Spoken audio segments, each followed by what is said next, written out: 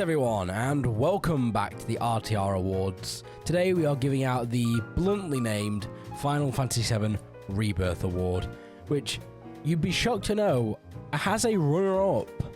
You see, through the showcase of my favourite games of all time, as I said in the beginning of this series, 2024 was a good year in gaming for me.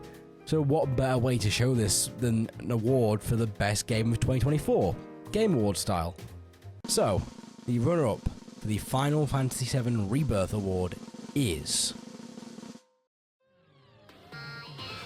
Astrobot, aka the only reason to buy a PS5. Well, that and like the Silent Hill short message, but you know, give it like a year. This over decade-old response to the Super Mario Galaxy series is not only a really sound and fun experience as a platformer, but for long-time PlayStation IP fans, has been one of the best and most charming love letters you can get in a game. Like, I fully understand why this won Game of the Year in 2024 because it checks all the boxes and then some. Great level design that rewards exploration, a funky OST, great range of power-ups, like shout out to that mouse power-up, one of my favorites, and I wish it was utilized in more levels because I really love that like 2-level shrink gimmick, really fun. And as of this recording, it continues to get free content updates that add new levels and new themed bots to collect, and actually a lot more difficult challenges, and they're also optional, so you can take your time at doing them. You don't have to do it to get to the final boss. I just wish Square Enix would get their thumb out their arse and let Final Fantasy and Kingdom Hearts characters in, but you know, I digress. I would say play this game if you haven't already, but if you're a PS5 owner, you have, and if you haven't, like, why? Are you just buying it just for FIFA and COD? That's the only way I can, or GTA, that's like the only reason I can say you're not a, you know, broad casual gamer, I guess, I don't know. But if you own a PS5, play this game, it should be obvious, you know. Price a bit steep, which is why it's going to get in the runner-up, and it's very generic on the long run, but, you know, play this game. Alrighty, the winner of the Final Fantasy VII Rebirth Award goes to Final Fantasy VII Rebirth. Any of you thought this was going to be like a giant red herring?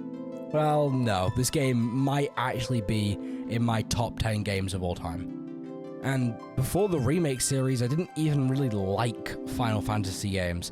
Like, I'm just not a turn-based RPG guy.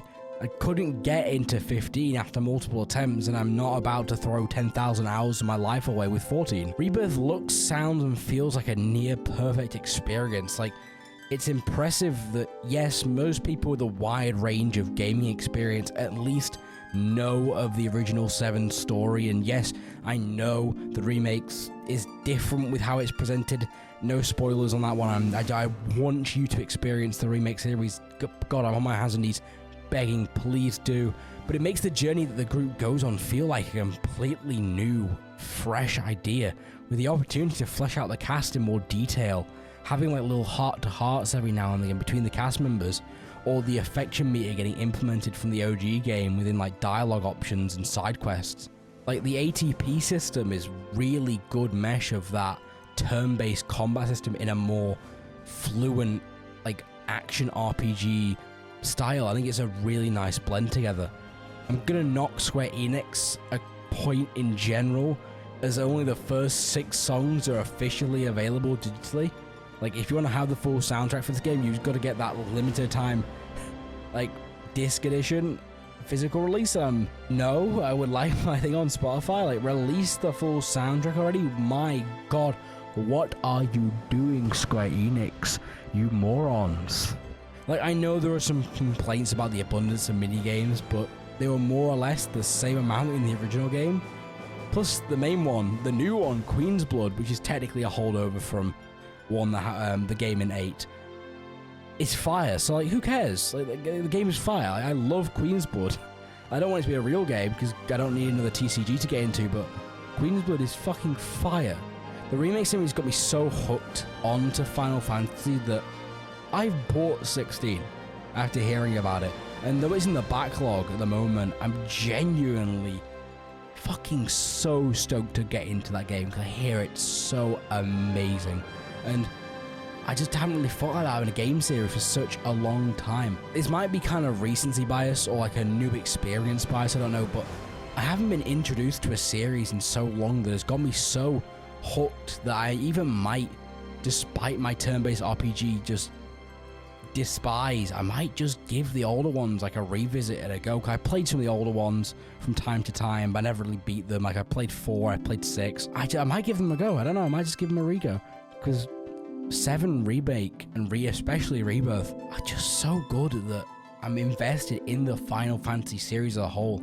And I've said this for a lot of the award winners for obvious reasons, but I cannot implore you enough to give the Remake series a try, especially Rebirth. You've got to play Remake to get to Rebirth, but I can safely guarantee that whatever you look for in a game, like whatever it may be, Rebirth will have it to you and you'll thoroughly enjoy it.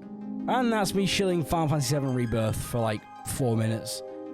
As we hit the halfway mark, I've got a bit of a special one for you guys, so join me tomorrow as I give out the Scrag Award. I'll see you then.